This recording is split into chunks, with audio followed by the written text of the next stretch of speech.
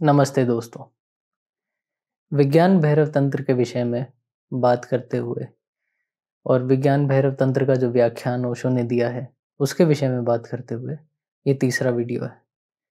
इससे पहले हमने 9 विधियों के बारे में बात की, अलग अलग विचार किए, अलग अलग तरीके से, अलग अलग एग्जाम्पल से हमने समझा कि 9 विधियाँ कैसे काम करती हैं और वो एक दूसरे से कैसे जुड़ी हुई हैं। पिछले वीडियो में हमने बात किया कि हमेशा मार्ग ही क्यों दिए गए, गुरजीएफ के बारे में बात किया, अलग अलग विधियाँ जो वर्तुल से संबंधित है उनके विषय में बात की हमने। फिर हमने मेरुदंड पर जो हमारा एक्सपेरिमेंट है, हमारा एक्सपीरियंस है, उस विषय में बात की। उसके बाद हमने आध्यात्मिक अणु के बारे में जाना कि आध्यात्मिक अणु क्या है। इस सब के बाद क्रमशः यदि हम चलें तो अब बारी आती है अगली 3 विधियों की, 10वीं, 11वीं और 12वीं विधि। 10वीं, 11वीं, 12वीं विधि बहुत ज़्यादा प्रैक्टिकल है, हमारी डेली लाइफ में यूज़ किए जाने में बहुत आसान भी है। 10वीं विधि में हम बात कर सकते हैं। 10वीं विधि कहती है कि अतीत की किसी घटना को इस तरीके से देखो कि तुम उसके साक्षी बन जाओ, तुम उसके हिस्से ना रहो। अतीत में यदि कोई घटना घटी हुई है तो तुम उसे ऐसे देखो जैसे वो किसी पर्दे पर घट रही है, तुम उससे बिल्कुल अलग हो, अपना रूप रंग, अपनी आभा छाया सब उसमें तुम्हें दिखाई दे, पर तुम उसके हिस्से ना रहो, तुम उससे अलग रहो। 11वीं विधि में हम बात करते हैं कि किसी एक चीज़ पर अपने ध्यान को केंद्रित करो, अवधान अपना एक ही जगह पर लगाए रखो। जैसे किसी भी एक फूल को देखो, बड़े प्रेम पूर्वक देखो, अपने भाव उसके प्रति ऐसे व्यक्त करो कि तुम फूल ही बन जाओ। अब 12वीं विधि की जब बात आती है तो उसमें यूँ कहा जाता है कि जो हम महसूस कर रहे हैं, जो हमारी संवेदना प्रकट हो रही है, जो हमारा प्रेम, गुस्सा कुछ भी प्रकट हो रहा है, वो दूसरे व्यक्ति पर मत आरोपित करो, उससे अलग रखो। जैसे हमने बहुत पहले बात की थी कि अपने आप को गिल्टी महसूस मत करो किसी भी चीज़ का, अपने आप को अपराध बोध से बहुत दूर रखो ताकि बहुत सारी चीज़ें आसान हो जाए। अब जैसे हमने पिछले 9 विधियों के बारे में बात करी, उसके बाद हमारे पास बहुत से प्रश्न आए, पढ़ते समय प्रश्न आए, समझते समय प्रश्न आए, जो कुछ अलग अलग तरीके से हो सकता है कि जैसे हम सोचते हैं आजकल बहुत ऐसे हमें महसूस होता है कि हम लोगों से बात नहीं कर पाते, हम उनसे कोई जुड़ाव महसूस नहीं करते। पर इसका कारण ये है कि संवाद जो है, संवाद संभव ही तब हो सकता है जब 2 सेम एक्सपीरियंस के लोग बात करें। समान अनुभव वाले लोग जब संवाद करते हैं तो वो सार्थक होता है, वो विफल नहीं जाता, उससे कुछ ना कुछ निकाला जा सकता है, समझा जा सकता है। तर्क के विषय में भी यदि हम बात करें तो हम तभी तर्क कर सकते हैं जब सामने वाला उस तर्क को समझने के योग्य हो। फिर उसके बाद ज़ेन के बारे में बहुत बात आती है कि ज़ेन फिलॉसफी क्या है। इससे एक और चीज़ याद आती है कि कबीर ने कहा कि सहज समाधि भली, तो उस चीज़ को बहुत लोगों ने, कबीरपंथियों ने या बहुत लोगों ने बिल्कुल अपना मोटो बना लिया कि सहज समाधि भली, और जो उसके बाद प्रयोग कर रहे हैं, जो प्रैक्टिसेस कर रहे हैं वो गलत है, वो सही नहीं है, या उसमें बहुत समय लगता है। यदि हमें सहजता से समाधि उपलब्ध हो रही है तो क्यों ना उसे प्रयोग में लाया जाए, क्यों ना उसे समझा जाए। तो इसी तरीके से ज़ेन को समझा गया, ज़ेन को बहुत गलत इंटरप्रेट किया गया है। ज़ेन का इंटरप्रिटेशन वेस्ट की तरफ से ऐसा आया है कि ज़ेन एक ऐसी प्रैक्टिस है जिसमें तुम्हें कुछ करने की ज़रूरत नहीं है। ज़ेन कहता है कि अनायास अपने आप सब कुछ घटित होता है। मान लिया कि अनायास सब कुछ अपने आप घटित होता है, ये गलत नहीं है, ये बिल्कुल सही है। पर उस सहजता तक पहुँचने के लिए, उस अकर्म की स्थिति तक पहुँचने के लिए हमें जो कर्म करने पड़ेंगे उसको नज़रअंदाज किया जा रहा है।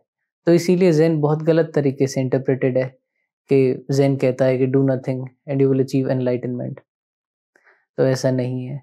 उस डूइंग नथिंग तक पहुँचने के लिए भी हमें बहुत सारे प्रयोग करने पड़ेंगे, अपने आप को उस काबिल बनाना पड़ेगा कि हम ज़ेन को ऐसे अनुभव कर सकें, वो एक अमन की अवस्था हो जाए, वो एक अकर्म की अवस्था हो जाए जहाँ हमें कर्म करने की कोई भी ज़रूरत ना पड़े। हम बस we are simply existing. Zen philosophy इस तरीके से बहुत गलत इंटरप्रेट हुई है कि अप्रयत्न तक पहुंचने के लिए कुछ भी नहीं करें और सिर्फ अप्रयत्न पर ध्यान दे दें। फिर उसके बाद एक एक बड़े फिलोसोफर हुए, पॉल रेप्स, बड़े राइटर हुए। उन्होंने विज्ञान भैरव तंत्र का अनुवाद किया। विज्ञान भैरव तंत्र का अनुवाद करते समय उन्होंने कहा कि उसका नाम दिया Zen flesh and Zen bones. Zen flesh and Zen bones के नाम से जब उसका उन्होंने अनुवाद किया तो उन्होंने यूँ कहा कि ये किताब बहुत पहले से, विज्ञान भैरव तंत्र को उन्होंने कहा कि ज़ेन से भी पहले का है। पर ज़ेन तो एक ऐसी प्रैक्टिस है जो इंटरप्रेटेड प्रैक्टिस जो है वो है कि कुछ मत करो। यदि कुछ ना करने की प्रैक्टिस इतनी पुरानी है, यदि ज़ेन प्रैक्टिस इतनी पुरानी है, तो विज्ञान भैरव तंत्र उससे पहले कैसे आ गया? तो ये बहुत सारी डिबेट्स उठी, बहुत सारे इस विषय में बातें चलती रहती हैं। तो ये मुझे तो कोई सार्थक महसूस होती नहीं है, ये सारी डिबेट्स, ये सारी चीज़ें।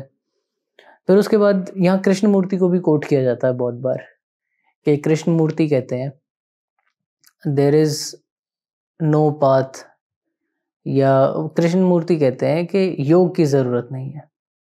पाथ की बात करते हैं वो, he is very logical. Krishnamurti बहुत लॉजिकल है। कृष्णमूर्ति बहिर्मुखी भी हैं, अंतर्मुखी भी हैं। कृष्णमूर्ति मस्तिष्क केंद्रित हैं। कृष्णमूर्ति मस्तिष्क लॉजिक के विषय में बात करते हैं। पर यह भी कहा जाता है साथ साथ कि यदि कृष्णमूर्ति के लॉजिक में फंस गए तो तुम्हारे लिए किसी भी चीज़ को अनुभव करना, समझना, बोलना बहुत मुश्किल हो जाएगा। सिर्फ कृष्णमूर्ति ही अपने लॉजिक को उस सरलता से, उस सहजता से समझा सकते हैं जो कृष्णमूर्ति समझते हैं। क्योंकि यदि हम कृष्णमूर्ति के साथ नहीं बैठे हैं तो हम कृष्णमूर्ति के लॉजिक को नहीं समझ पाएंगे। कृष्णमूर्ति के लॉजिक को समझना बहुत मुश्किल है खुद की इंटरप्रिटेशन से, क्योंकि उनके अनुभव अलग रहे हैं। बेशक वो मस्तिष्क केंद्रित रहे हो, पर उनके अनुभव बहुत अलग रहे हैं। फिर कृष्णमूर्ति कहते हैं कि योग की ज़रूरत नहीं है, तो वो ये नहीं कह रहे कि योग की ज़रूरत नहीं है। कृष्णमूर्ति कहते हैं कि ध्यान की कोई विधि नहीं है, जो कि कृष्णमूर्ति बिल्कुल सही कह रहे हैं। इसमें बिल्कुल गलत नहीं है कृष्णमूर्ति। पर इसके बाद एक और प्रश्न आता है कि शिव सही है या कृष्णमूर्ति सही है, दोनों में किसका चयन करें? यदि हमारे पास ये प्रश्न है कि शिव और कृष्णमूर्ति में से किसका चयन किया जाए, तो ओशो भी कहते हैं कि हमें शिव का चयन करना चाहिए, क्योंकि शिव पर भरोसा करना कृष्णमूर्ति पर भरोसा करने से ज़्यादा बेहतर है। शिव पर भरोसा करेंगे तो और भी बहुत सारे अनुभव हैं जो हमें होंगे, और भी बहुत सारी चीज़ें हैं जो लॉजिकली शिव ने लिखी हुई है, प्रैक्टिकली शिव ने लिखी हुई है। कृष्णमूर्ति तो एक ऐसा सोर्स है जो बहुत सारे अलग अलग टेक्स्ट पढ़े, बहुत सारे अलग अलग एक्सपीरियंसेस हुए, उसके बाद निकल के आए। पर शिव जिसे आदि योगी कहा जाता है, उनके अगर हम टेक्स्ट पढ़ें, उनकी कही हुई बातें यदि लिखी हुई है, उन पे हम गौर करें तो वो ज़्यादा कारगर साबित होगी, वो हमारे लिए मददगार साबित होगी।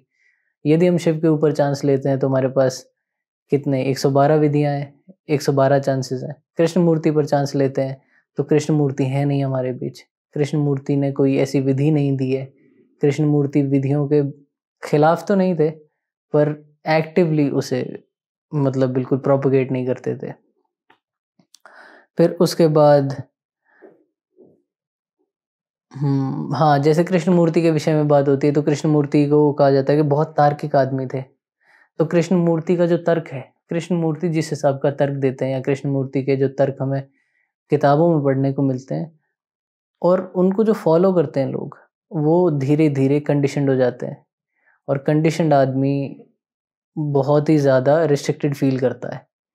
अब जैसे सदगुरु की एक किताब है इनर इंजीनियरिंग के ऊपर, जो भी मैंने कुछ समय पहले पढ़ी, उसमें भी सदगुरु ने कहा कि कोई व्यक्ति जो, जिसे हम मूढ़ कहते हैं, जो अपनी मूढ़ता के कारण हम सब में यूं ही है कि अट्टहास का पात्र है बिल्कुल, तो उसे यदि इस चीज़ को जानकर खुशी हो रही है कि जो मैं विश्वास कर रहा हूँ, जो मेरी आस्था है, वो बिल्कुल ठीक है, वो उस चीज़ से बिल्कुल संतुष्ट है अपनी आस्था से, उस पे कोई डाउट नहीं करता, वो बहुत खुश है उस कारण से, बेशक वो गलत भी हो, वो उस आदमी से बेहतर है जो हर चीज़ को लॉजिकली प्रूव करने की वजह से अपने आप में बंधा हुआ है, बहुत ज़्यादा कंडीशनड है, उसका लॉजिक काम नहीं कर रहा है। दो ही इज़ थिंकिंग के उसका लॉजिक काम कर रहा है, पर उसका लॉजिक बिल्कुल काम नहीं कर रहा है। उसका लॉजिक बहुत लिमिटेड है, बहुत रिस्ट्रिक्टेड है, अब जैसे कृष्ण मूर्ति के बहुत सारे फॉलोअर्स हैं जो यूँ कहते हैं कि हम कृष्ण मूर्ति को फॉलो करते हैं और हम प्रैक्टिस नहीं करते, हम योग से बिल्कुल अलग हैं, हम विधि से बिल्कुल अलग हैं, पर वो कहीं भी नहीं पहुँचे हैं अभी तक। और नहीं पहुँचने का अर्थ ये है कि हमने उस चीज़ को गलत समझा है। कृष्ण मूर्ति का समझाने का अर्थ अलग था। इसीलिए कृष्ण मूर्ति का होना बहुत ज़रूरी है यदि हम कृष्ण मूर्ति को समझें तो। कृष्ण मूर्ति को समझने के लिए हमें कृष्ण मूर्ति के सानिध्य में ही बैठना पड़ेगा। तभी हम कृष्ण मूर्ति को उस सरलता से, उस अच्छे तरीके से समझ पाएँगे जिस हिसाब से वो अपने आप को व्यक्त करना चाहते हैं। अब जब हम कृष्ण मूर्ति के बारे में बात करते हैं तो हाँ, और एक और एग्ज़ाम्पल दिया जाता है कि बच्चे और काम वासना वाला। यदि हम किसी बालक को, यदि हम किसी शिशु को काम वासना के विषय में समझाएँगे या लॉजिक और काम वासना को हम बराबर लेवल पर रख कर देखना चाह रहे हैं कि जैसे हम लॉजिक को समझते हैं बिना एक्सपीरियंस के, सद्गुरु भी यही कहते हैं कि अगर तुमने किसी चीज़ को एक्सपीरियंस नहीं किया, you just have a theory about it, it is not real.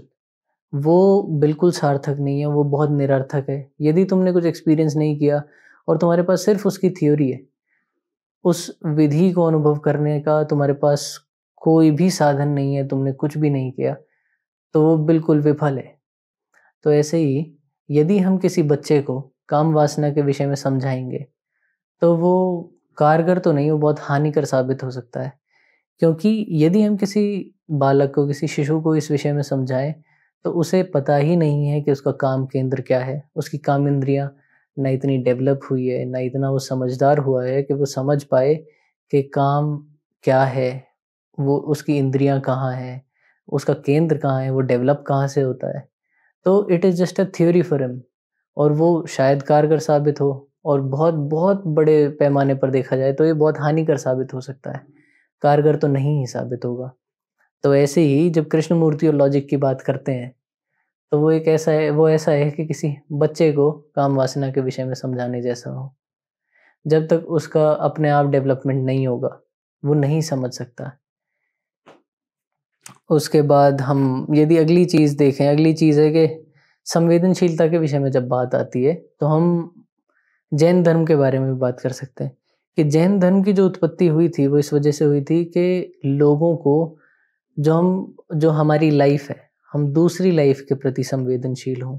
कोई भी यदि दूसरा जीवन है, कोई भी यदि दूसरा जीवाणु, कोई भी कीड़ा, कीट कुछ भी है, हम उसके प्रति भी संवेदनशील हो जाएँ। इतनी छोटी से छोटी every minute detail that life Carey's, हम उसके लिए ग्रेटफुल हों, उसके लिए हम बहुत संवेदनशील हों, we are loving towards them. इस विषय से, यहाँ से, इस मूल से जैन धर्म की शुरुआत हुई थी। अब जैन धर्म में जैसे हमने बहुत जगह सुना है कि यदि कोई व्यक्ति, अब कर्म पर बात आ जाती है जैन धर्म में, कि यदि कोई व्यक्ति प्यासा मर रहा है, तो उसे प्यासा मरने दो, वो अपने कर्म भोग रहा है, तुम उसके कर्म में दखल मत दो। मेरे अपने मित्र से बात करते समय उन्होंने एक तर्क दिया, एक बहुत अच्छा तर्क दिया कि यदि हम कहते हैं कि जैन धर्म कहता है कि यदि कोई प्यासा मर रहा है, उसे प्यासा मरने दो और हम उसे देख रहे हैं और हमारी इच्छा हो रही है, हम हृदय केंद्रित लोग हैं, हमारी इच्छा हो रही है कि मैं इसे पानी दे दूँ। तो क्या तुम्हारा हमें रोकना कि उसे पानी मत दो, हमारे कर्म में दखल देना नहीं है? तो इसी तरीके से यदि जैन कहते हैं कि दूसरा व्यक्ति अपने कर्म भोग रहा है, जो प्यासा मरता है उसे प्यासा मरने दो, ये बहुत हद तक जैन धर्म को भी डिमीन करने वाली, गलत समझने वाली बात है। जैन धर्म की उत्पत्ति हुई थी व्यक्ति को संवेदनशील बनाने से, उसकी संवेदनशीलता पर काम करने से। जैसे जैन धर्म में धीरे-धीरे जब डेवलपमेंट्स हुई, उसके बाद एक स्कूल निकला अलग से तुलसी का, जो ऐसा जिसमें यूँ कहा गया कि यदि कोई प्या ये तुलसी का स्कूल है जिसमें यूँ कहा गया कि यदि कोई प्यासा मरता है तो उसे प्यासा मरने दो। ऐसा नहीं है कि ऐसा नहीं है कि उन्होंने यही कहा कि प्यासा मरने दो, उन्होंने कहा कि दूसरे के कर्म में दखल मत दो। अब ये कितना गलत इंटरप्रेट हो सकता है, क्योंकि जिस चीज़ की बुनियाद ही संवेदनशीलता पर टिकी हुई है, उसे धीरे-धीरे करके, या चाइनीज़ विस्पर कहें या क्या कहें, वो धीरे-धीरे इतना गलत इंटरप्रेट हो जाता है कि उसमें दखल मत दो तुम लोग। वो ये नहीं कहना चाहते थे। जिस धर्म की या जिस स्कूल ऑफ थॉट की फाउंडेशन ही इस चीज़ पर आधारित हो कि हमें अपने आप को अपने प्रति या दूसरे पूरी पर्यावरण के प्रति अपने आप को संवेदनशील बनाना, वो ऐसे इस विषय में कैसे बात कर सकते हैं। तो ये सोचने का विषय है, ये बहस का विषय है। पर मैं इस चीज़ में यकीन नहीं करता कि जैन धर्म ये कहता है और जैन धर्म को कभी भी किसी भी आर्ग्यूमेंट में यदि हम यूँ कहें कि यार जैन धर्म तो ऐसा है, वो ये प्रोपेगेट करता है, नहीं ये नहीं करता है, it is our misinterpretation. तो वो हमें शायद कम्युनिकेट करना पड़ेगा, समझना पड़ेगा, उस पर और ध्यान करना पड़ेगा, वो किस कारण से कहा गया और कैसे बदला, कब बदला। ये बहुत अलग टॉपिक है, इसके बारे में हम बाद में बात करेंगे। पर संवेदनशीलता बहुत ज़रूरी है। अब जब हम संवेदनशील होने की बात करते हैं तो हम इमोशन से बहुत ज़्यादा जुड़ जाते हैं, और हमने देखा है कि आजकल सब लोग इमोशन से बहुत दूर भाग रहे हैं, संवेदनशील होने से बहुत अलग होना चाह रहे हैं कि हम संवेदनशील ना हों। क्योंकि यदि हम संवेदनशील होते हैं तो हम हर चीज़ से जुड़े होते हैं, हर चीज़ से हमारा जुड़ाव आ जाता है।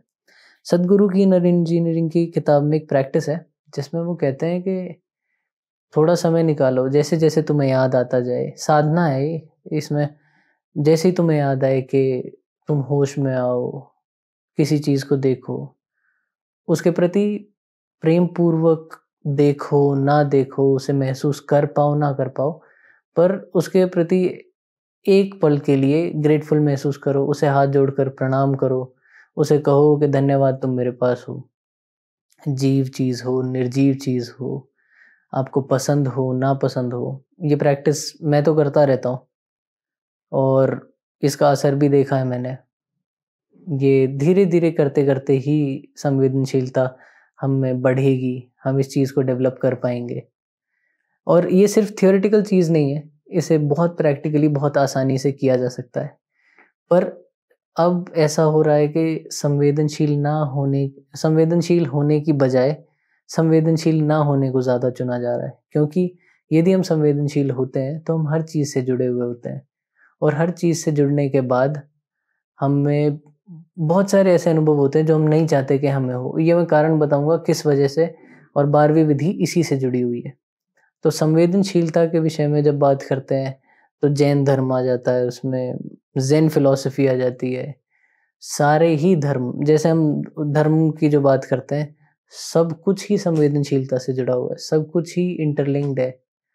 और धर्म में जब हम ऊर्जा की बात करते हैं, 11वीं विधि इसी चीज़ की है, 12वीं विधि इसी चीज़ की है, ऊर्जा के विषय में बात करने की, कि जो हमारी ऊर्जा है, उसे हमें बाहर की तरफ प्रवाहित नहीं करना, हमें अंदर की तरफ प्रवाहित करना है।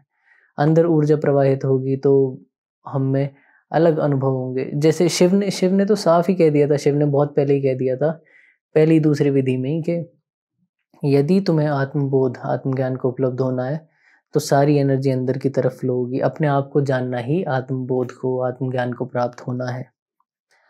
अब जैसे अतीत को देखने की बात करते हैं हम साक्षी बनकर, ये जान लेना इसलिए ज़रूरी है क्योंकि 10वीं, 11वीं, 12वीं विधि में इसका काम आने वाला है, इसकी ज़रूरत पड़ने वाली है।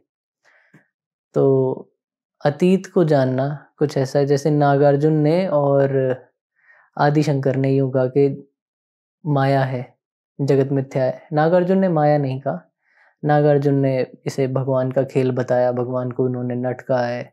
उन्होंने कहा है कि जैसे एक नट अपना खेल दिखाता है, वैसे ही भगवान हमें आनंदित महसूस कराने के लिए पूरी सृष्टि की रचना करते हैं। इसमें जितने भी खेल हैं वो सारे चलते रहते हैं। तो अब बात आती है उन दोनों ने क्यों जगत को इस तरीके से कहा कि माया है, जो हमें दिख रहा है वो ऐसा है नहीं, ये सब कुछ प्रकट किया जा रहा है, जैसा प्रकट है वो हमें दिखता अलग है, वो होता अलग है। तो वो इसलिए कहा गया कि उन्होंने जीवन को साक्षी बनकर देखा। उन्होंने जीवन को ऐसे देखा कि एक अलग पर्दे पर कोई फ़िल्म चल रही है और हम उसका हिस्सा तो हैं, पर हम उसे उसी समय पर देख भी पा रहे हैं। ये बहुत अलग, ये कितने 6-8 महीने की प्रैक्टिस के बाद धीरे-धीरे डेवलप होता है कि हम अपने आप को देख पाएँ, अपने रूप रंग को देख पाएँ। जैसे मेरुदंड वाला एक्सपेरिमेंट था, वो 3-4 हफ्तों में काम करने लगता है।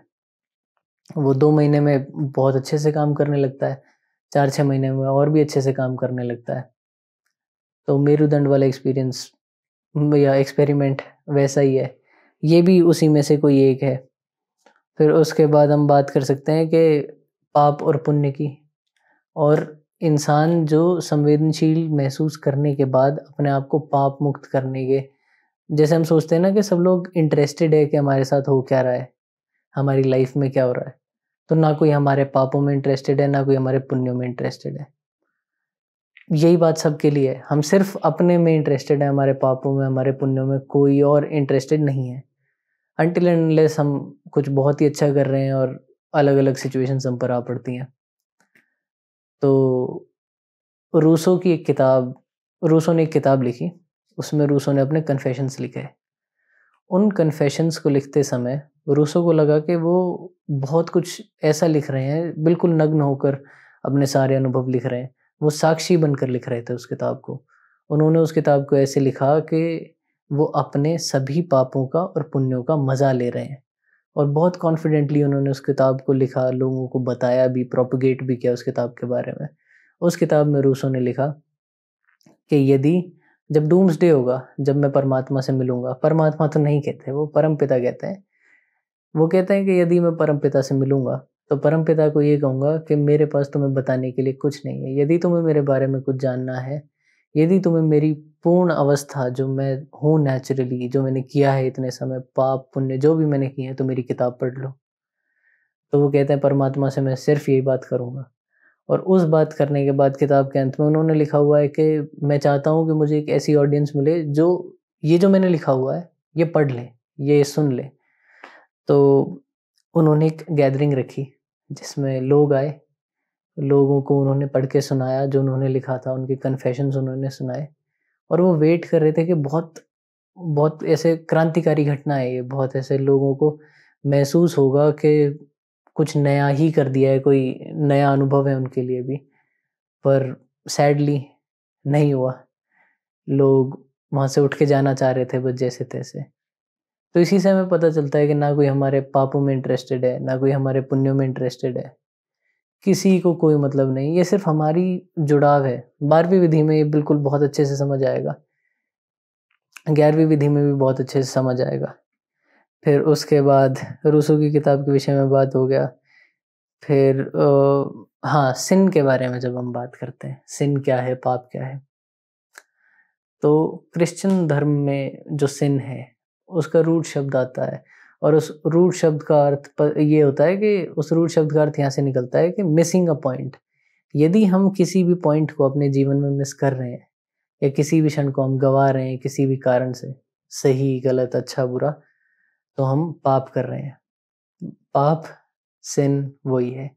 जब हमें कहा जाता है कि हम be in the moment, present is everything you have, तो हम यही कहते हैं कि यदि हम इस एक क्षण को नज़रअंदाज करेंगे, छोड़ देंगे, तो वही पाप है, वही सिन है। और सिन की डेफिनेशन इसके अलावा कुछ भी नहीं है। This is the most practical and acceptable definition that I have seen और हर्ड। उसके बाद अब बात कर सकते हैं हम विधियों के बारे में। 10वीं विधि, जो अतीत की किसी घटना को देखना। अब अतीत की किसी घटना को देखने के लिए ऐसा हो सकता है कि हम उस घटना पर डायरेक्ट कूद जाएं, पर उससे पहले एक ऐसा प्रयोग बताया गया है अतीत की घटना को देखने के लिए कि शाम को सोते समय, रात को सोते समय अपने दिन के विषय में याद करना शुरू करें। दिन के विषय में याद करना कैसे शुरू करें? दिन के विषय में याद करना हम सुबह से शुरू ना करें। स्वभावतः हमारी ऐसी वृत्ति है कि हम सोचते हैं, यदि हमसे कोई पूछे कि आज तुमने क्या किया, तो हम सुबह से बताना शुरू करते हैं, या अपने दिन के विषय में सोचते हैं, विचार करते हैं, तो हम सुबह से बताना शुरू कर देते हैं। पर रात से शुरू करना कारगर है, बेहतर है। वो इसलिए क्योंकि जैसे जैसे हम पीछे की तरफ बढ़ते हैं, एक तो वो मुश्किल है, थोड़ा थोड़ा चैलेंजिंग है, सॉरी, थोड़ा चैलेंजिंग है। और धीरे धीरे जब सारी ग्रंथियां खुलती जाती हैं, हम धीरे धीरे उस चीज़ तक पहुंचते हैं। जैसे चक्रों का ही मान लो कि हम नीचे से शुरू करते करते ऊपर ऊपर ऊपर धीरे धीरे खुलते जाते हैं, वैसे ही हम नीचे से रात से शुरू करके ऊपर तक पहुंचते हैं, तो हमें वो चीज़ें दिखाई देती हैं जो हमसे शायद छूट गई हो, नज़रअंदाज कर दिया हो। पर ये और हमारे इमोशन साथ साथ चलते हैं। तो हम रात को यदि सोते समय नीचे से शुरू करके ऊपर तक जाएँगे तो हम उस जगह पहुँच जाएँगे जिस मूड से हम उठे थे सुबह। हम फ्रेश मूड से उठे थे तो हम फ्रेश मूड से ही उतनी ताज़गी से ही नींद में वापस जाएँगे। उसी ताज़गी से हमारा विसर्जन होगा। फिर इसी के साथ-साथ जो ये ग्रंथियों को खोलने वाली ये जो एक्सपेरिमेंट है, एक्सरसाइज़ है, इसको लंबे समय तक करने का ये लंबे समय तक प्रयोग करने की चीज़ है ये विधि। और वो इसलिए जैसे हम थेरेपी में जाते हैं, तो थेरेपी में हम एक इवेंट से या हम जो मन में आता है वहाँ से शुरू करते हैं। पर यदि थेरेपी इस तरीके से हो, यदि हमारी ग्रंथियाँ खोली जाएँ धीरे-धीरे, हम मतलब निर्ग्रंथ हों किसी भी चीज़ से, हम हमारा बोझ सारा हटे, वो इस तरीके से ही हट सकता है कि हम धीरे-धीरे उस चीज़ को खोलते जाएँ, पीछे से शुरू करके। ऐसा नहीं कि हम सामने से। और बुद्ध और महावीर जब कहते हैं कि पुनर्जन्म है, पुनर्जीवन है, वो इसी तरीके से कहते हैं कि एक-एक दिन करते-करते वो इतना पीछे तक पहुँच गए हैं, उन्हें अपने पुराने जन्मों का भी अनुभव हो चुका है कि मेरे पुराने जन्म थे, पुराने जन्म कैसे थे, उसमें उन्होंने क्या किया। ये क्रम पीछे से आगे की ओर ही चलेगा, क्योंकि आगे से हम यहाँ तक नहीं आ सकते, क्योंकि वो बहुत लिमिटेड है। पर यदि हम यहाँ से पीछे की ओर चलेंगे तो वो अनलिमिटेड होगा। और हम सुबह से यदि शुरू करें तो हमारा मस्तिष्क बहुत और दृढ़ होता जाता है। जो हमारी धारणाएँ हैं वो और स्ट्रॉन्ग होती जाती हैं। यदि हम सोचे कि यार उस दिन ये हुआ था, उसने ऐसे शुरू किया, तो हम और रिजिड हो जाएँगे कि यार वो तो आदमी ऐसा है, उसने ये किया, मेरे साथ बहुत गलत हुआ। तो उसकी शुरुआत ऐसे हुई। तो इस चीज़ से बचने के लिए भी हम इस चीज़ को पीछे से प्रयोग करते हैं, पीछे से शुरू करते हैं, पीछे से खोलना शुरू करते हैं। इस एक्सपेरिमेंट में यूँ कहा गया है कि 3-4 महीने यदि हम प्रैक्टिस करें, सालों भी लग जाते हैं इसमें, पर मिनिमम 3 महीने का जो प्रयोग बताया है, हर विधि का मिनिमम 3 महीने का प्रयोग है। मैं तो कहता हूँ 3 हफ्ते, 3 हफ्ते मत छोड़ो, 3 हफ्ते में ये अपने आप असर दिखना शुरू हो जाता है। तो 3 महीने का जो प्रयोग है उसमें लोग ऐसी अवस्था तक भी पहुँच जाते हैं, एक-एक दिन करते-करते, यदि मैंने आज से शुरू किया, फिर उसके बाद मैंने थोड़ा ब्रेक भी ले लिया 1 दिन का हफ्ते में, जब मैं ये ना करूँ विधि। तो पीछे चलते-चलते लोगों को अमूमन याद होता है अपने 5 साल तक की बात। कोई ज़्यादा ही तेज़ दिमाग का होगा तो उसे 3 साल का जब था वो, तब की भी उसे याद होगी बात। पर ये विधि कहती है, बुद्ध कहते हैं, महावीर कहते हैं कि यदि हम इस विधि का पालन करेंगे, तो हम उस दिन तक पहुँच सकते हैं जब हम पैदा हुए थे। यदि हम और ध्यान लगाकर और लंबा प्रयोग करें, तो हम उस दिन तक पहुँच सकते हैं जब हमने गर्भ में प्रवेश किया था।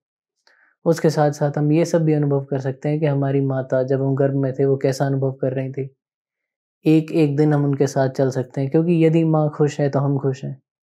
हम उनसे इतना जुड़े हुए हैं, हम उनका हिस्सा ही हैं। यदि वो जैसा अनुभव कर रही हैं, वैसा ही अनुभव हमें होगा। तो इसीलिए बुद्ध, महावीर कह गए कि पुनर्जन्म है, पुनर्जीवन है। और यही जो चीज़ है कि अपने आप को साक्षी बनाकर देखते रहो। यही 10वीं विधि है। और अतीत की किसी घटना को देखने से हम उससे अलग हो जाते हैं, हमारी अटैचमेंट उससे ख़त्म हो जाती है। अगली 3 विधियाँ अटैचमेंट को लेकर ही है।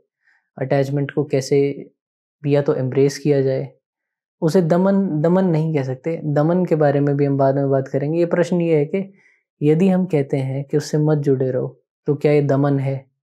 अब इस प्रश्न का जवाब देने के लिए 12वीं विधि बहुत कारगर साबित है। 12वीं विधि में इस प्रश्न का बहुत सरलता से जवाब दिया गया है। फिर 10वीं विधि में हम जब बात करते हैं कि उसे देखो और अपने पुराने एक्सपीरियंसेस को देखो, तो अब बात आ जाती है सपने की। सपने भी हम देखते ही हैं, सपने भी एज़ अ विटनेस ही देख पाते हैं हम। हम उसमें होते हैं, पर उसमें हम फिज़िकली नहीं होते। और फिज़िकली हमारे साथ वो घटा भी नहीं होता।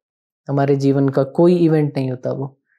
तो सपनों के बारे में ये कहा गया है कि स्वप्न वो अवस्था है जब हमारा मस्तिष्क वो सारी चीज़ें करता है जो हमने अधूरी छोड़ दी हैं।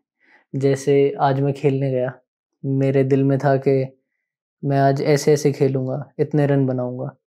पर यदि मैंने बीच में ही छोड़ दिया वो किसी कारणवश, या मैं वो उसे पूरा नहीं कर पाया, या मैं खेलने नहीं जा पाया, तो मेरा मस्तिष्क ऐसा प्रबंध करेगा जिससे मुझे ऐसा अनुभव हो या ऐसा दिखे, ऐसा स्वप्न आए कि मैंने आज वो कार्य किया जो मैंने अधूरा छोड़ा था बीच में।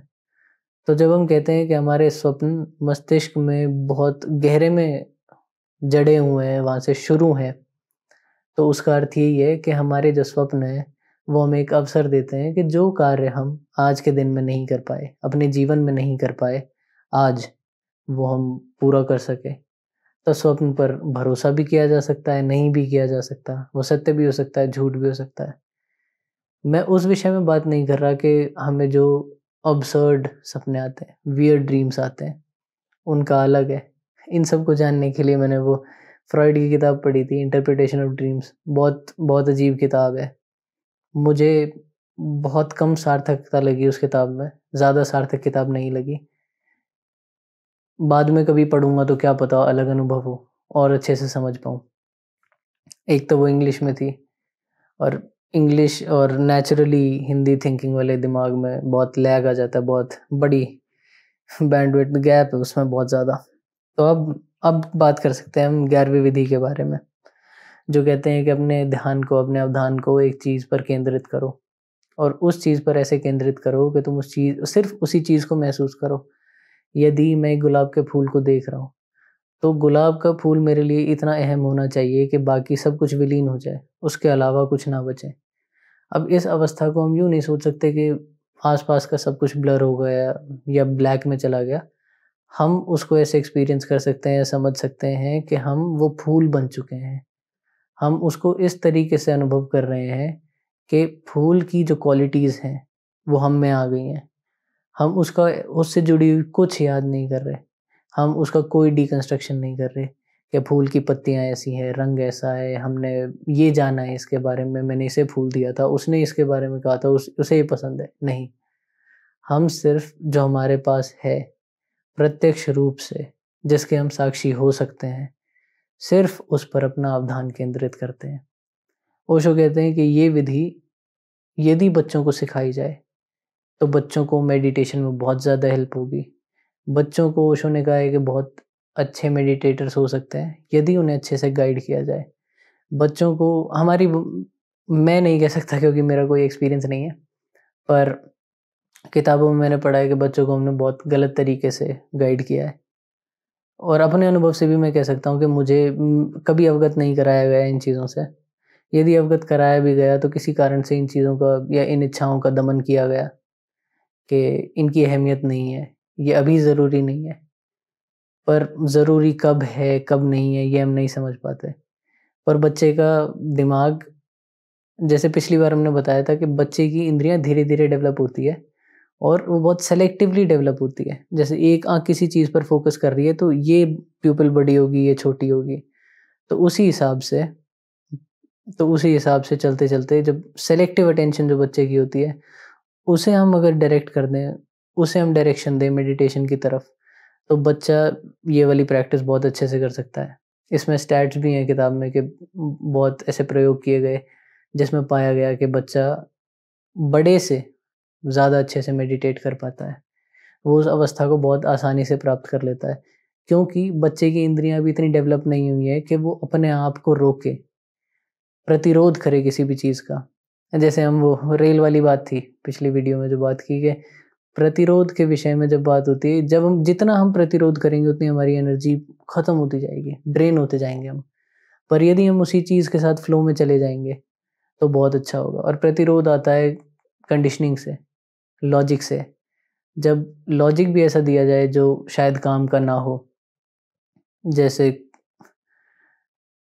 ट्रेन में हम ट्रैवल करते हैं तो हम सोने की कोशिश नहीं करते तो हमें ज़्यादा थकान होती है। पर यदि हम उसके साथ रिदम में आ जाएँ और हम सो भी जाएँ तो हमें थकान नहीं होती, या रिदम के साथ हम बैठे भी रहें तो भी हमें थकान नहीं होती। तो ये बात है। तो बच्चों को यदि इस चीज़ का प्रयोग कराया जाए तो बहुत अच्छा है। अब इसी विधि में जब पहले यूँ कहते हैं कि पूरी दुनिया विलीन हो गई है और सिर्फ़ हमारा जिस पर ध्यान है, जिस चीज़ से हमें प्रेम है, उस चीज़ पर सिर्फ़ उस चीज़ की एग्ज़िस्टेंस है और हमारी एग्ज़िस्टेंस है, और वो एग्ज़िस्टेंस जब एक हो गई है, तो अब हमें उसे भी भूलना होगा। अब जैसे हमें कॉन्स्टेंटली ये ध्यान में रखना है कि जो बैकग्राउंड में है, जो ब्लर है, जो नेगेटिव है, वो भी एग्जिस्ट करता है और ये फूल भी एग्जिस्ट करता है। तो अब इस फूल और जो बैकग्राउंड है, इन दोनों के बीच जो भी है वो हमारे दिमाग में डुअलिटी में चलता रहेगा कि यार ये इसमें भी कुछ है, क्योंकि उसे भूलना भी है। भूलने के लिए भी हमें याद रखना ज़रूरी है। यदि हमें किसी चीज़ को भूलना है तो हमें उस चीज़ को एक्नॉलेज करके ध्यान रखना ज़रूरी है कि वो वापस रीसर्फेस ना हो जाए। तो इसीलिए इस प्रैक्टिस में यूँ कहा जाता है कि अब ऐसी अवस्था पर पहुँचना है, ऐसी अकर्म की अवस्था पर पहुँचना है कि दोनों चीज़ें विलीन हो जाएँ। जब ये दोनों चीज़ें विलीन होगी तब शिव कहते हैं कि हमें आत्मबोध उपलब्ध होगा, आत्मज्ञान उपलब्ध होगा।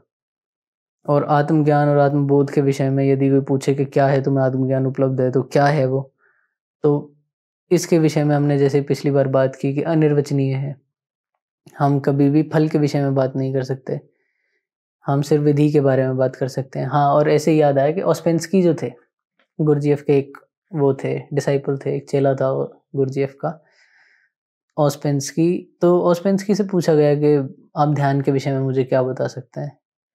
आप मार्ग के विषय में मुझे क्या बता सकते हैं? तो ऑस्पेंस्की ने कहा कि मार्ग से तो हम लोग बहुत दूर हैं, मार्ग के विषय में हम कुछ नहीं बता सकते।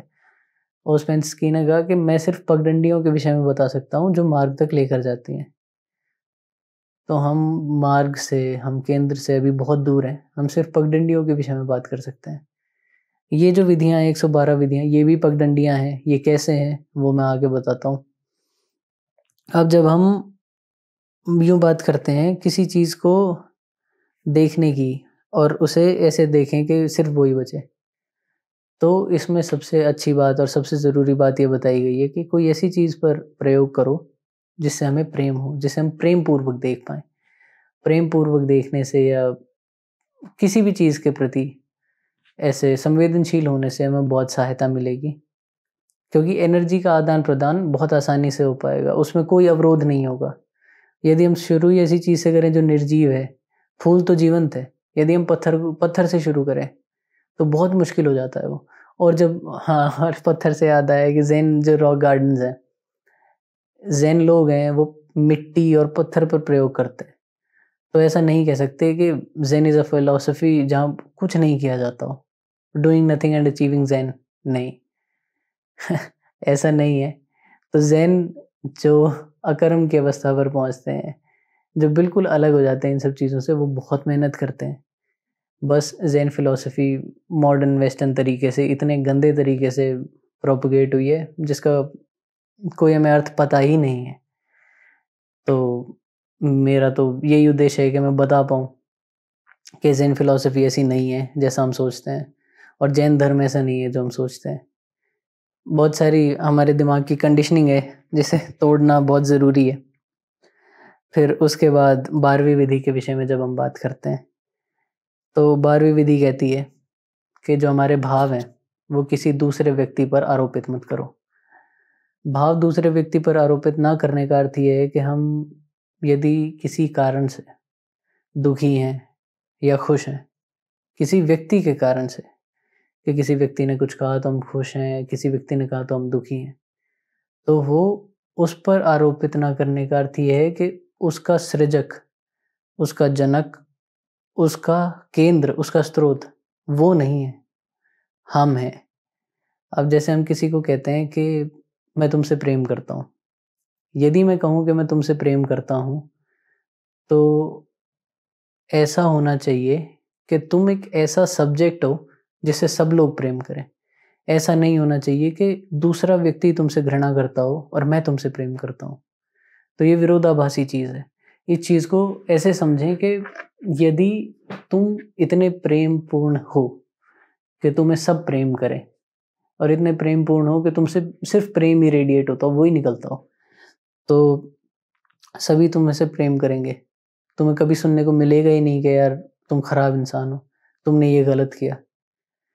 तो ऐसा होता है कि 12वीं विधि यही कहती है कि हम केंद्र हैं, हम स्रोत हैं। अब स्रोत के विषय में ही बात होती है 12वीं विधि में, कि हम ये ना समझें कि दूसरे व्यक्ति के कारण कुछ हुआ है, वो हमसे ही शुरू हुआ है। और इसको जानने के लिए यूँ कहा गया है कि जब हम ऐसी अवस्था में पहुँचे तो बहिर्मुखी होने की बजाय अंतर्मुखी हो जाए। जो हमारी बाहर इच्छाएँ जा रही हैं, जो हमारे थॉट्स बाहर हैं, उसे अंदर ले आएँ। अब इसी चीज़ को कहते हैं रिग्रेशन या दमन। रिग्रेशन और दमन का जो क्वेश्चन आता है यहाँ पे वो ये है कि अगर मेरा ऐसा अनुभव हो रहा है कि मुझे बहुत बुरा लग रहा है, मुझे किसी पे गुस्सा आ रहा है, पर मैं उस पे गुस्सा नहीं कर सकता। वो किस वजह से? वो इस वजह से कि हम जब तक उससे अटैच्ड हैं कि उस व्यक्ति की वजह से मुझे परेशानी हो रही है, तो सारी पावर उस व्यक्ति के पास है। और यूँ कहें कि वो केंद्र, उस चीज़ का केंद्र वो व्यक्ति बना हुआ है तब तक। यदि हमें ये समझ आ जाए कि केंद्र हम ही हैं, वो व्यक्ति केंद्र नहीं है, तो हमारे लिए बहुत अच्छा होगा, बहुत आसानी होगी, क्योंकि सारी पावर हमारे हाथ में होगी, सब कुछ हमारे पास होगा उस समय। तो 12वीं विधि सरलता से, सिंपल तौर से बस यही कहती है कि भाव किसी दूसरे व्यक्ति पर आरोपित ना करें, क्योंकि भाव के सृजक, भाव के स्रोत सिर्फ हम हैं। हमारे अलावा भाव कहीं से उत्पन्न नहीं हो सकते। अब इसी के साथ-साथ ये सारी विधियों के विषय में बात हो गया, 12 विधियों के बारे में बात हुई, 12 विधियों के बारे में बात हो गई अभी। उसके बाद ये प्रश्न आता है कि इनको और कारगर कैसा बनाया जाए? इनको और अच्छे से कैसे एक्सपीरियंस किया जाए? कि हमें तो बहुत समय लग सकता है, एक-एक विधि को 3-3 महीने प्रयोग करें, उस पे बहुत टाइम लगाएँ सीखने में, समझने में। तो यहाँ काम आता है गुरु। अब गुरु के बारे में क्या बात होती है कि गुरु से हमें दीक्षा मिलती है। दीक्षा का अर्थ ये है, दीक्षा जो हमें तथाकथित गुरुओं से सुनने को मिलता है कि तुम मुझे इतना पैसा दो, सब्सक्रिप्शन लो और तुम मेरे डिसाइपल बन जाओ ऐसे ही, और मैं तुम्हें दीक्षा दे देता हूँ। दीक्षा का अर्थ वो नहीं है। दीक्षा को हम यूँ समझें कि एक ऐसा एक्सेप्टेंस है गुरु की तरफ से शिष्य का, और शिष्य के लिए शिष्य की तरफ से समर्पण गुरु के लिए, कि जो गुरु हमारे लिए सोच रहा है, जो विधि गुरु ने हमारे लिए चुनी है वो बिल्कुल सही है। और उस विधि को चुनने के लिए या उस एक चीज़ को चुनने के लिए गुरु को हमारे प्रति इतना संवेदनशील होना पड़ेगा कि गुरु हमारे विषय में सब कुछ समझ जाए, कि इसके हाव-भाव क्या है, इसकी प्रवृत्ति क्या है, इसका रूटीन क्या है, ये कब कॉन्शियस है, कब कॉन्शियस है, कब अनकॉन्शियस है, ये सारी चीज़ें। और दीक्षा को जो इंटरप्रेट किया गया है कि एक दिन का काम है, नहीं, दीक्षा एक दिन का काम नहीं है। दीक्षा बहुत सेलेक्टिव चीज़ है। गुरु को बहुत सारे प्रयोग करने होते हैं ताकि वो किसी व्यक्ति को दीक्षा दे पाए। अब दीक्षा है क्या? दीक्षा एक ऐसी फाइन ट्यून्ड, हमें एक विधि दी जाती है। हमें विधियाँ ही दी जाती है, चाहे मंत्र दिए जाएँ, कोई साधना दी जाए, वो विधि ही है। हमें कोई ऐसी फाइन ट्यून्ड विधि दी जाती है जो एक पर्सनलाइज़्ड प्रोग्राम की तरह फ़ील होती है। वो जो पर्सनलाइज़्ड प्रोग्राम है, वो ही दीक्षा है। उसमें गुरु हम पर स्पेशल ध्यान देता है, हमारे साथ प्रयोग करता है। ये सारी जो 112 विधियाँ हैं, ये बेस हैं, ये फंडामेंटल है। दीज़ आर नेसेसरी, पर इनको फाइन ट्यून किया जा सकता है इंसान के हिसाब से। कितनी देर प्रयोग होगा, कैसे प्रयोग होगा, किन विधियों का एक साथ जोड़ होगा जिस वजह से इस व्यक्ति को ज़्यादा कारगर साबित हो, इस व्यक्ति को ज़्यादा पूर्ण, संपूर्ण, बिल्कुल एकदम केंद्रित महसूस हो, जो बहुत अच्छे से अपना जीवन व्यतीत कर पाए। तो ये सारा कार्य गुरु का होता है। दीक्षा देना कोई एक दिन का कार्य नहीं है। दीक्षा देना कोई सरल कार्य नहीं है। दीक्षा देने से पहले गुरु शिष्य पर प्रयोग करता है, शिष्य के टेस्ट लेता है, उसे समझता है, उसे अपने आप को समझने का मौका देता है। तो दीक्षा से जो हमारा केंद्रित होने का जो अनुभव है, वो गतिमान हो जाता है, वो बहुत तेज़ हो जाता है। बहुत जल्दी हम उस अवस्था को पहुँच पाते हैं। जैसे मेरे मित्र ने बताया कि दीक्षा जैसे मंत्रों की दीक्षा होती है, वो ये होती है कि गुरु तुम्हें ऐसा मंत्र देता है जिसको सिद्ध करने के बाद, जिसका जाप करने के बाद धीरे-धीरे एनर्जी का अपसर्ज होता है। फिर तुम एक ऐसी सिचुएशन में पहुंच जाते हो, ऐसी अवस्था में पहुंच जाते हो जहां तुम एक बार में ही उस चीज को एक्सेस कर पाओ कंप्लीटली। तो ये दीक्षा का बहुत आसान एग्जाम्पल हो सकता है मॉडर्न डे में समझने के लिए। पर दीक्षा का अर्थ सरलता से समझें तो यही है कि दीक्षा एक फाइन ट्यून्ड पर्सनलाइज्ड प्रोग्राम है जो एक गुरु अपने शिष्य को देता है after accepting him, after testing him. और दीक्षा देने में बहुत समय लगता है। दीक्षा एक दिन का कार्य नहीं है। दीक्षा गुरु का निरंतर निरंतर कार्य मांगती है। यदि हम सोचें कि ये जैसे हम अब 12 विधियां हमने पढ़ी, 12 विधियां पढ़ने के बाद हम सोचें कि यार 5वीं विधि मेरे लिए कार्य करती है और 5वीं विधि को समझ लिया है मैंने, 5वीं विधि पर मैंने 3 महीने 4 महीने प्रयोग किया है। अब यदि मैं गुरु के पास जाऊं और कहूं कि मुझे इस विधि पर कार्य करने के लिए आप दीक्षित करें, तो गुरु मेरे लिए एक ऐसा प्रोग्राम बनाएगा या मुझे उस विधि में ऐसे चेंजेस बताएगा जिससे अब वो जो मेरी यात्रा है वो और गतिमान हो जाए। तो दीक्षा का अर्थ इतना ही है। दीक्षा को भी मिस इंटरप्रेट किया गया, उसे मिस इंटरप्रेट ना करें, ना होने दें तो बहुत अच्छा है। सिर्फ मंत्रों तक सीमित नहीं है, दीक्षा विधि से जुड़ी हुई है। विधि जब तक है तब तक दीक्षा है, यदि विधि नहीं है तो दीक्षा कुछ भी नहीं है। आज के लिए इतना ही है। एक और कागज पे था ये सब, ये पुराने वाला है। इसके साथ पहला पार्ट जो है विज्ञान भैरव तंत्र का 12 विधियों का ओशो का जो व्याख्यान है जिसका नाम है तांत्रिक शुद्धि का आधार, वो खत्म होता है। और अगली बार कुछ और नया लाते हैं, अगली बार कुछ और, या अगली किताब पढ़ूंगा तो उस विषय में बात करूंगा। अभी जो मैंने सदगुरु की इनर इंजीनियरिंग की किताब पढ़ी वो पढ़ के मुझे बहुत आनंद आया। बड़ी अच्छी किताब है और बहुत अच्छे से आर्टिकुलेट किया गया, बहुत अच्छे से लिखी गई है। मतलब इट वाज वेरी इम्प्रेसिव कि मुझे उम्मीद नहीं थी सदगुरु से कि वो ऐसा माना कि ही इज़ वेरी लॉजिकल, पर मुझे ये नहीं पता था कि वो इतना अच्छा आर्टिकुलेट कर लेंगे उस चीज़ में। मे बी राइटिंग टीम है क्या नहीं है, पर बहुत अच्छे से है। विज्ञान भैरव तंत्र और इनर इंजीनियरिंग यदि साथ में पढ़ी जाए, मैंने तो साथ में पढ़ी है, वो इट टर्न्ड आउट के बहुत बढ़िया हुआ, बहुत मज़ा आया मुझे पढ़ के। और इनर इंजीनियरिंग में जो प्रैक्टिसेस बताई हुई हैं, जो साधनाएं बताई हुई हैं, बहुत आसान है, बहुत सरल है, बहुत छोटी छोटी है और मज़ा आता है।